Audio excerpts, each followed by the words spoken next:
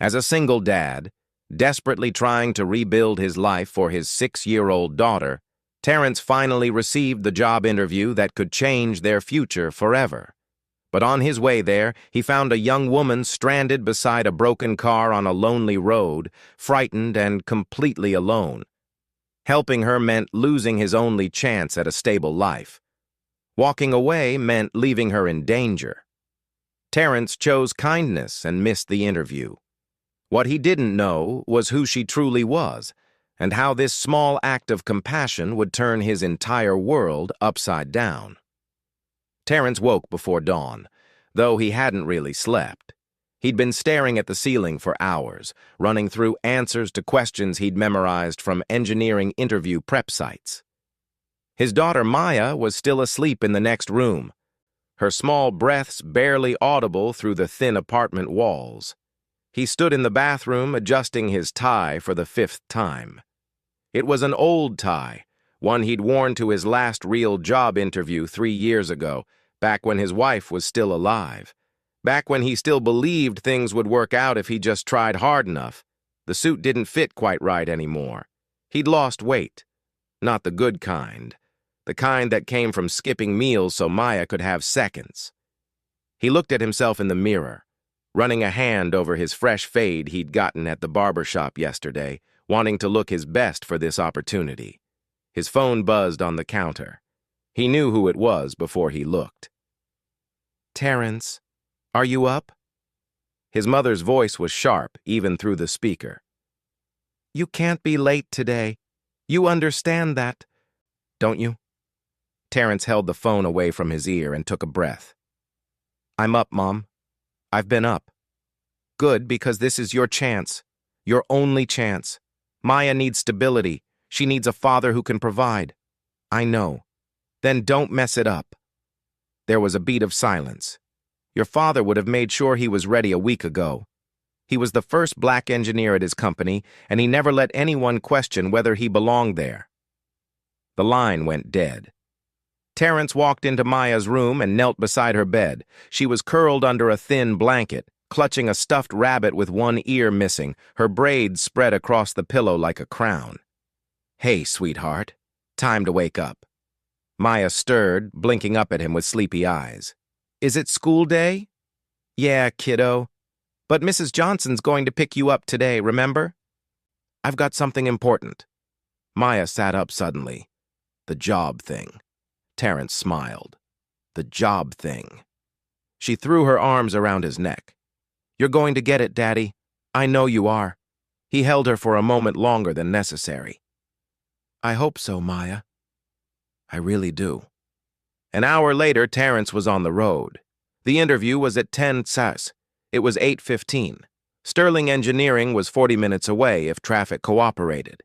He'd mapped out 3 different routes the night before. Everything was planned. Everything was under control. Then the highway stopped moving. Terrence watched the line of brake lights stretch ahead of him and felt his chest tighten. He checked his phone.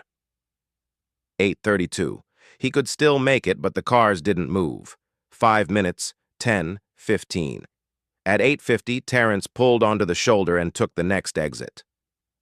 He knew a back road that cut through the industrial district. It would shave off at least 10 minutes.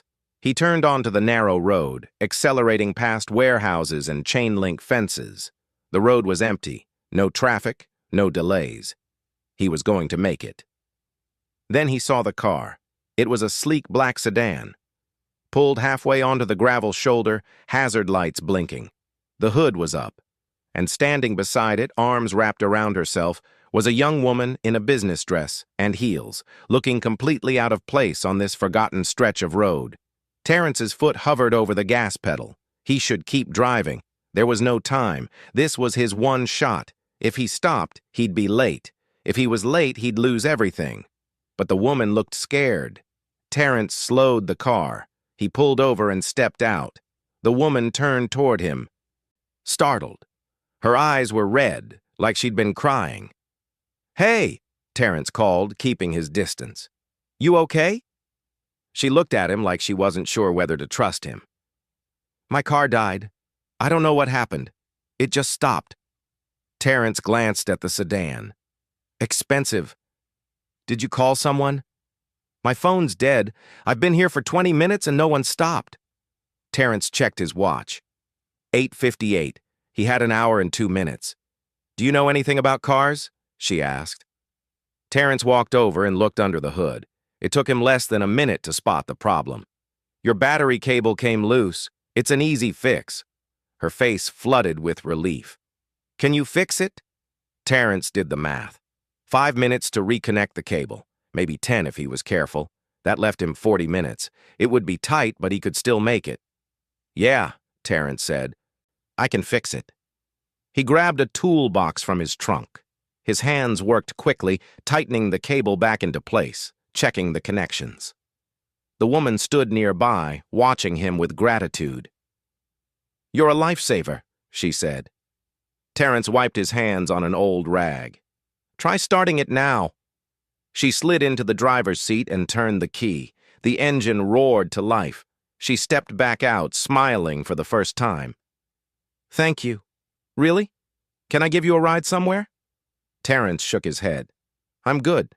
I've got my car. Are you sure? Where are you headed? Job interview. Her expression shifted. When? 10 no. She looked at her watch, then back at him. You should go right now. I will. Terrence closed her hood and stepped back. Drive safe.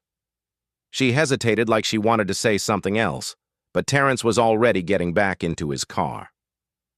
He had 37 minutes. He made it to Sterling at 10:23. The receptionist looked up when he walked in, flushed and out of breath. Name: Terrence Williams. I had an interview at 10:06. She glanced at her computer screen. Mr. James Crawford doesn't see candidates who arrive late. Company policy. Terrence felt the floor drop out. I was helping someone. There was an emergency. I'm sorry. There's nothing I can do. Terrence stood there, staring at the polished marble floors, at the glass walls that separated him from the life he'd been so close to grabbing. He wanted to argue. He wanted to beg. But he knew it wouldn't matter. He turned and walked out. In the parking lot, he sat in his car and stared at nothing. His phone buzzed. He didn't need to look to know it was his mother. He answered. Well, she said. Terrence closed his eyes. I didn't get it. There was a long silence. Then his mother's voice came through low and cold. What happened? I was late. Late? Terrence! How could you be late? This was the most important day of your life. I know. Then what happened? Terrence's jaw tightened. I stopped to help someone. His mother's tone sharpened. You stopped, Terrence. Do you understand what you just threw away? Do you understand what this means for Maya? I know what it means. You have to do better. You have to be stronger. Maya needs a father she can depend on. I have to go, Terrence said quietly. Don't hang up on me. Terrence ended the call.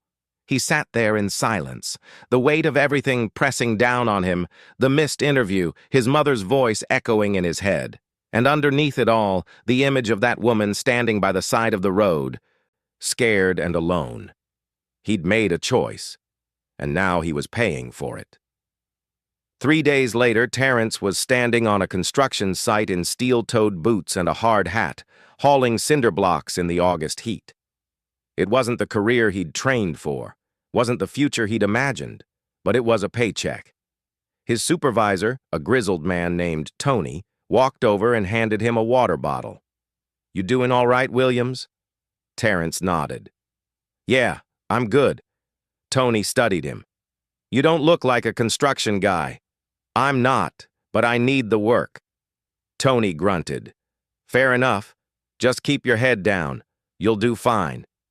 That night, he picked Maya up from Mrs. Johnson's house and made her dinner, spaghetti with butter. It was all they had left until payday. Maya looked up at him. Did you get the job, Daddy? Terrence forced a smile. Not that one, kiddo. But I got a different one. We're going to be okay. Maya nodded, satisfied. Later, after Maya was asleep, Terrence sat on the couch and stared at his phone. His mother had called twice more. He hadn't answered.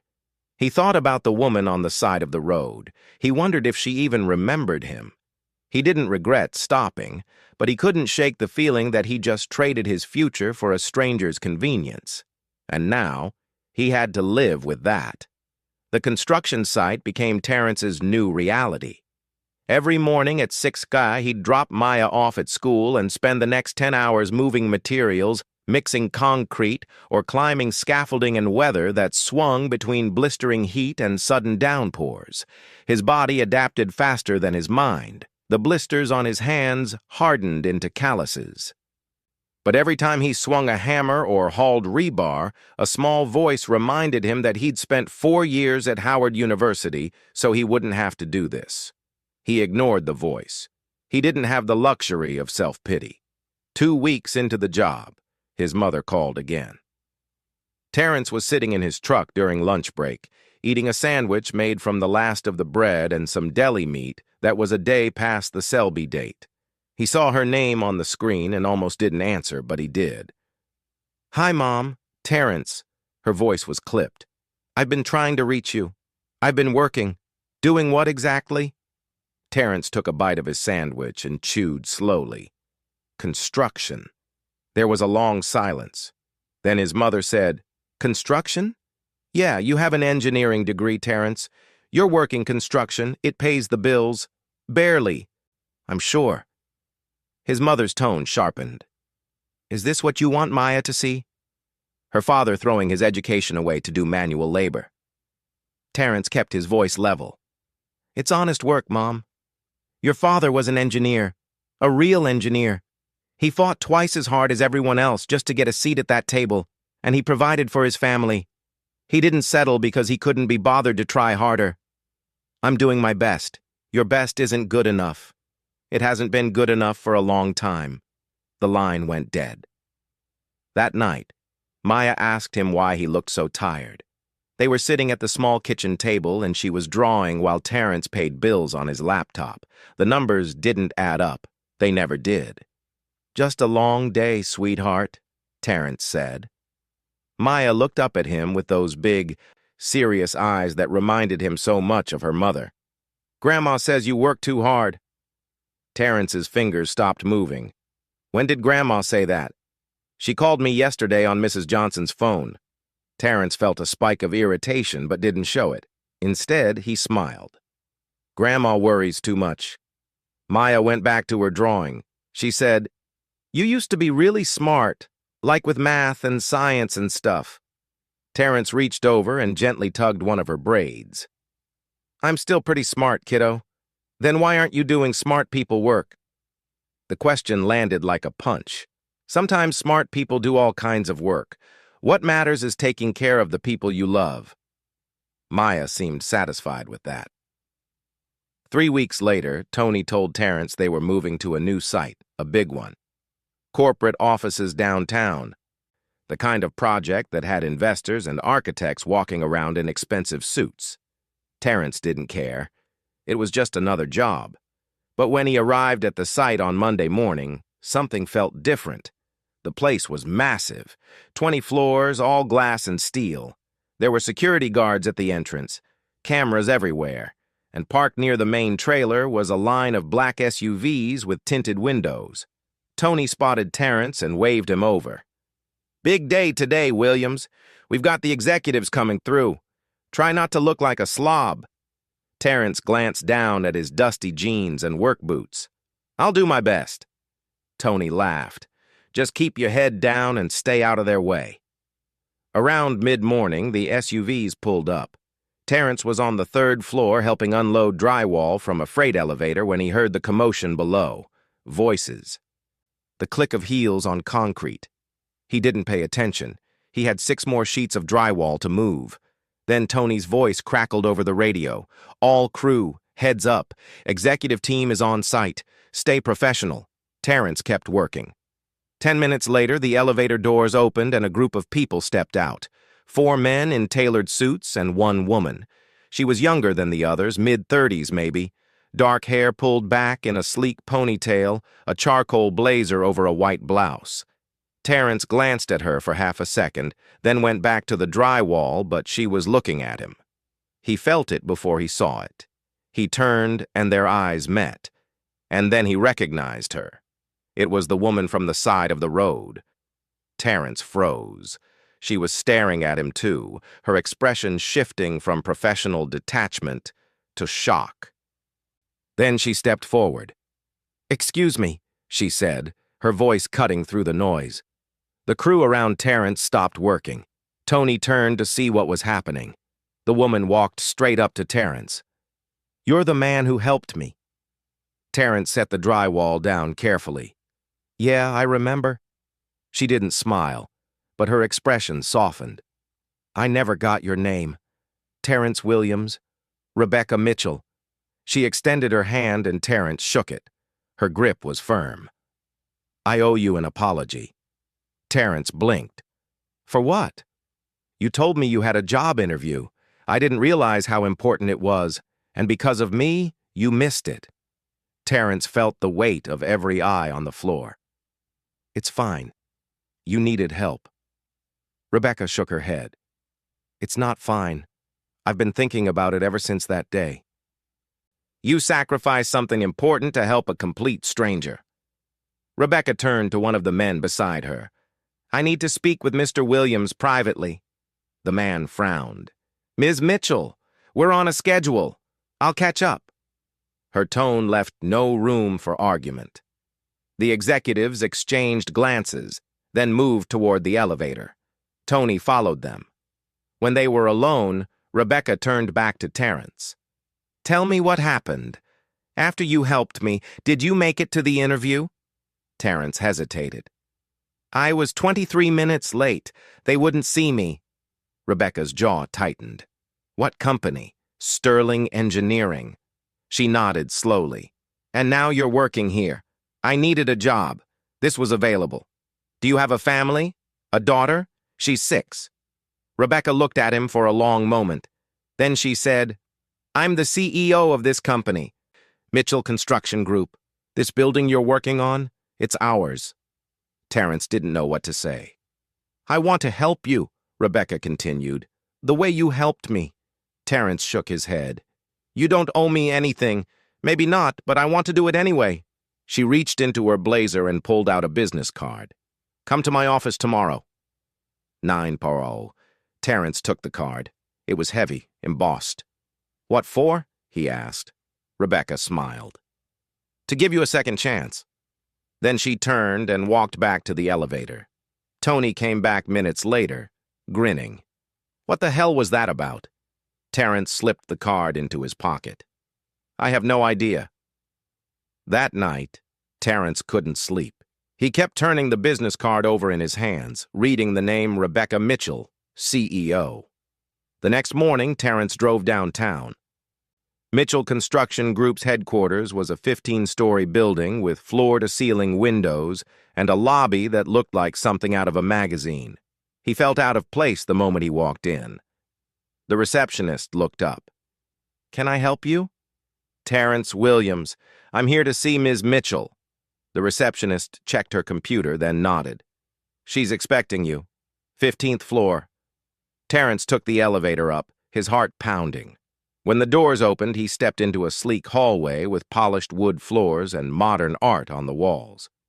A young woman greeted him. "Mr. Williams, follow me, please." She led him to a corner office with a view that stretched across the entire city. Rebecca was standing by the window. She turned when he entered.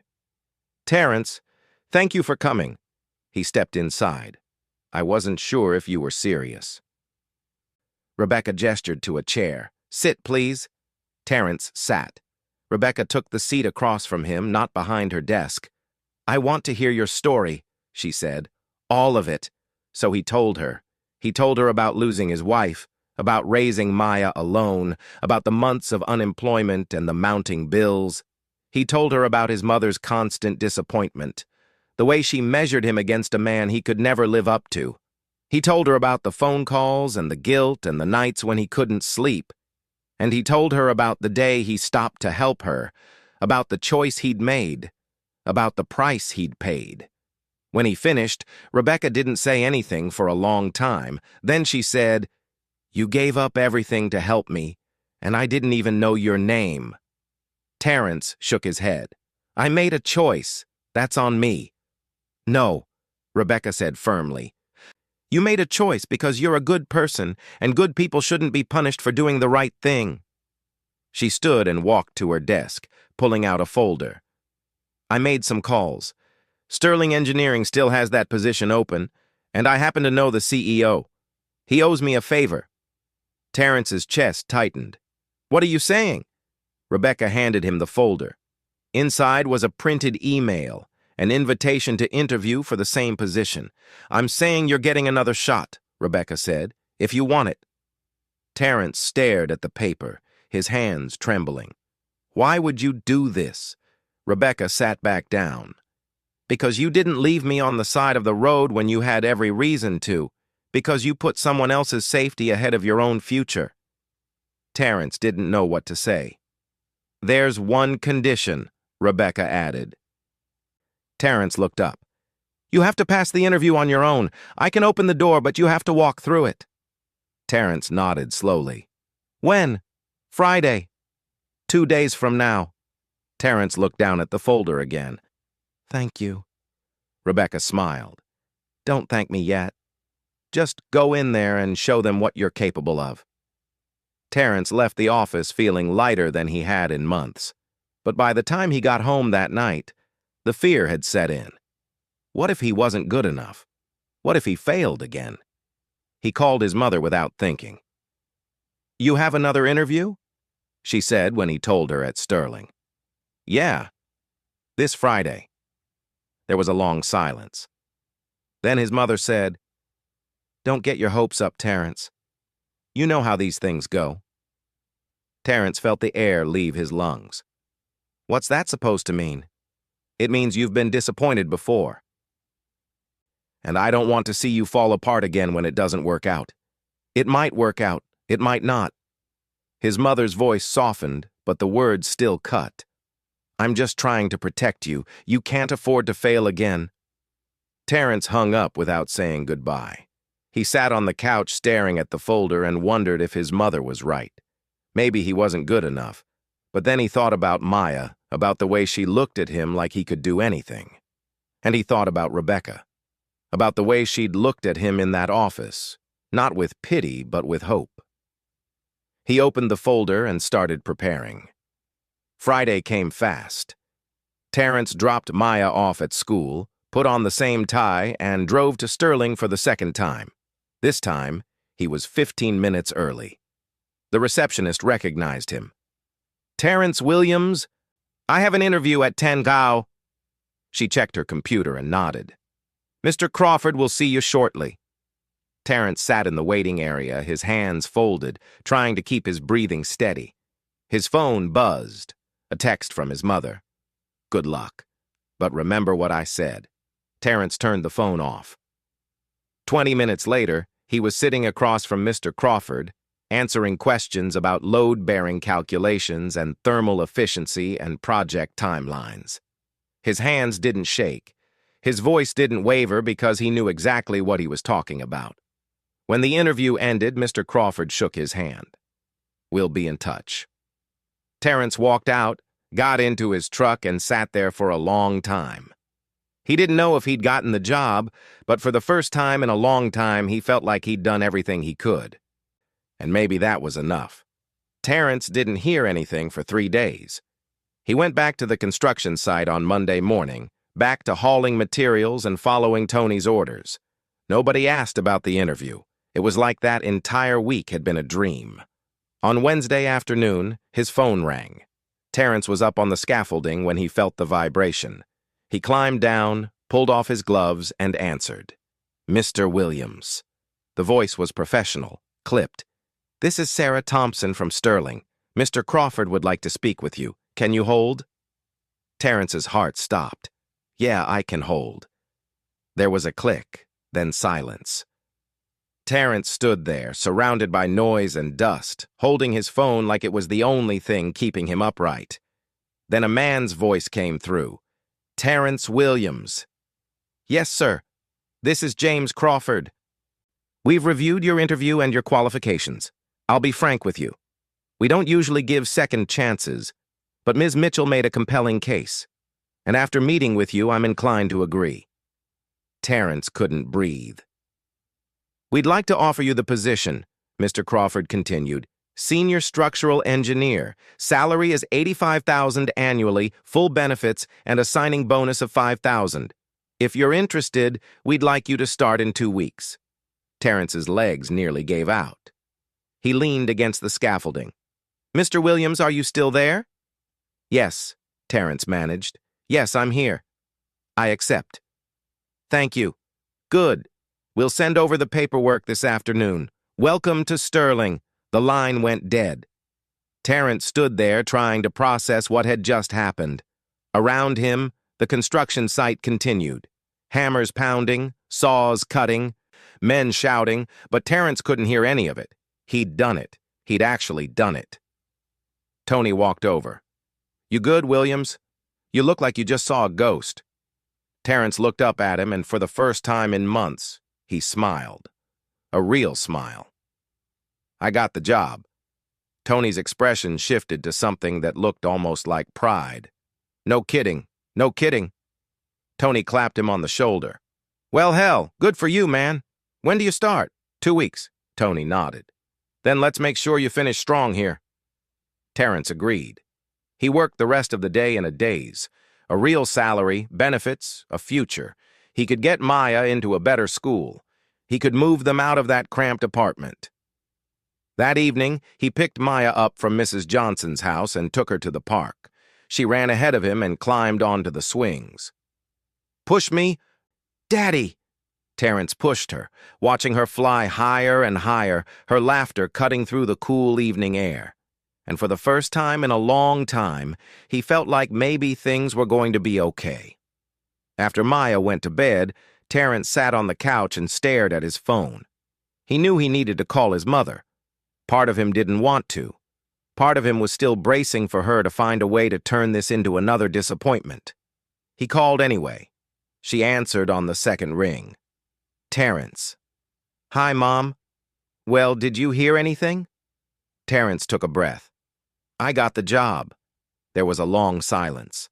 Then his mother said, You're serious? Yeah, I start in 2 weeks. Senior engineer, good salary, benefits. Another silence. Terrence waited. That's good, his mother said finally. Her voice was softer than he'd heard it in a long time. That's really good, Terrence. Yeah, it is. I'm proud of you. The words hit him harder than he expected. He felt his throat tighten. Thanks, Mom. I know I've been hard on you. I didn't want you to give up. I didn't want you to settle. I know your father would be proud, too.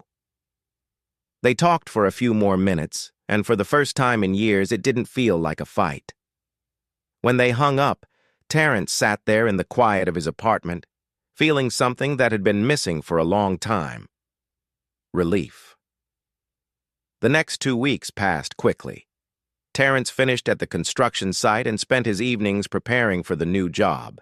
He bought a few new shirts, got a fresh lineup at the barbershop, and went over his old engineering textbooks. On his last day at the site, Tony pulled him aside and handed him an envelope. From the guys, just a little something to help you get started. Terrence opened it.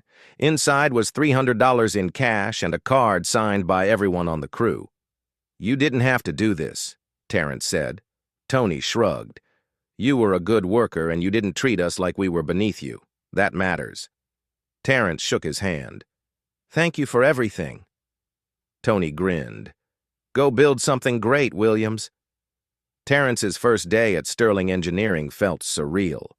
He walked into the building in a pressed shirt and tie, carrying a new briefcase. The receptionist smiled and handed him a badge with his name already printed on it. He was led to a cubicle on the 4th floor, given a laptop and a stack of project files, and introduced to his team. They were polite, professional, and didn't ask where he'd been. It didn't matter. He was here now. By the end of the first week, Terrence had settled into a rhythm. The work was challenging, but it was the kind of challenge he'd been trained for. It felt like waking up after a long sleep. He picked Maya up from school every day at 3, helped her with her homework, and made her dinner. On Fridays, they went out for ice cream. Small things, normal things. 3 weeks into the new job, Terrence received an email from Rebecca. It was short, professional. Congratulations on the new position.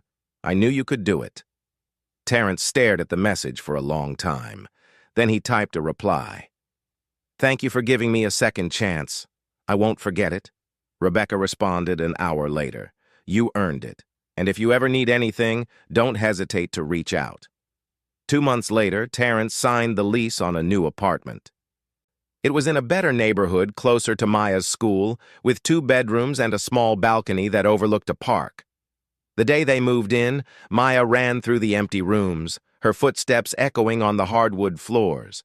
She picked the smaller bedroom, the one with the window that faced the park, and declared it the best room in the world. Terrence stood in the doorway, watching her, and felt something break open inside him. Relief, pride, hope. That evening, after they'd unpacked the essentials and ordered pizza, Terrence called his mother. We moved into the new place today, he said. His mother's voice was warm. How is it? It's good. Really good. Maya loves it. I'm glad, Terrence. You've worked hard for this. There was a brief silence. Then his mother said, I'd like to come see it if that's all right. Terrence smiled. Yeah. Mom, I'd like that. The following weekend, his mother drove down. Terrence and Maya met her at the door, and she stepped inside, her eyes sweeping over the apartment. For a moment, she didn't say anything. Then she turned to Terrence, and her eyes were wet. I'm sorry, she said quietly. Terrence frowned. For what? For being so hard on you? For making you feel like you were never good enough? Her voice cracked. I was scared, Terrence, after your father died. I was so scared you'd end up struggling, that Maya would grow up without stability. I watched your father work twice as hard as everyone else just to prove he belonged, and I thought if I pushed you hard enough, you'd find a way to be strong like him. Terrence felt his chest tighten. I know, Mom, but I was wrong. You were already strong.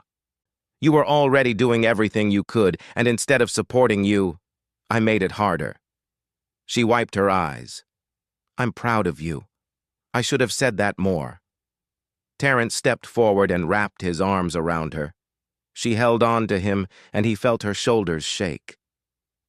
You raised me to be kind, Terrence said softly. You taught me to help people even when it's hard, and that's what saved me. That's what brought me here. His mother pulled back and looked at him, her face streaked with tears. You're a good man, Terrence, a better man than I gave you credit for.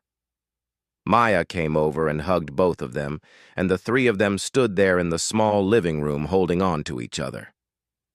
Later that evening, after his mother had gone home and Maya was asleep, Terrence stood on the balcony and looked out at the park. His phone buzzed. A text from Rebecca. How's the new place? Terrence smiled and typed back. Perfect. Thank you again for everything. Rebecca's response came quickly. You did the work. I just opened the door. Terrence thought about that. Then he typed, Would you like to get coffee sometime? I'd like to say thank you in person. There was a longer delay. Then Rebecca replied, I'd like that. How's Saturday? On Saturday, Terrence met Rebecca at a coffee shop downtown. She was already there when he arrived, sitting by the window in jeans and a sweater, looking more relaxed than he'd ever seen her. Hey, Terrence said as he sat down. Rebecca smiled. Hey, you look good. Less stressed? I feel less stressed. They ordered coffee, and for a while they just talked about work, about Maya, about the strange turns life takes. I keep thinking about that day, Rebecca said eventually. The day you stopped to help me. I was on my way to a board meeting. I was terrified. I'd just taken over the company from my father, and I had no idea what I was doing. Terrence listened, and then my car broke down, and I thought that was it, that I'd missed my chance. She looked at him. But then you stopped. And you didn't ask for anything. You just helped. It was the right thing to do, Terrence said. Rebecca shook her head. Most people wouldn't have done it, but you did, and that told me something about who you are. I've been thinking about starting a foundation, Rebecca said. Something that helps people who've fallen through the cracks. People like you who have the skills and the drive but just need someone to give them a chance. Terrence looked at her. That's a good idea. Would you want to be involved? Not now. But eventually Terrence thought about it, about all the people like him struggling in silence. Yeah, I'd like that. Rebecca smiled. Good. Then we'll make it happen. They finished their coffee, and when they left, Terrence walked her to her car. She turned to him before getting in. Thank you for stopping that day, she said. You didn't just fix my car. You reminded me what kind of person I wanted to be. Terrence smiled. You did the same for me. Rebecca reached out and squeezed his hand. Then she got in her car and drove away. When Terrence walked into the apartment, Maya was sitting on the couch watching cartoons. She looked up and grinned. Did you have a good time, Daddy? Terrence sat down beside her and pulled her into his lap. Yeah, kiddo, I did. Maya snuggled against him, and they sat there together, watching the bright colors flicker across the screen. Outside, the sun was setting, casting long, golden light through the windows. Terrence thought about the choices he'd made, the interview he'd missed, the woman he'd helped, the job he'd lost, the job he'd gained, the mother who doubted him, the daughter who'd believed in him.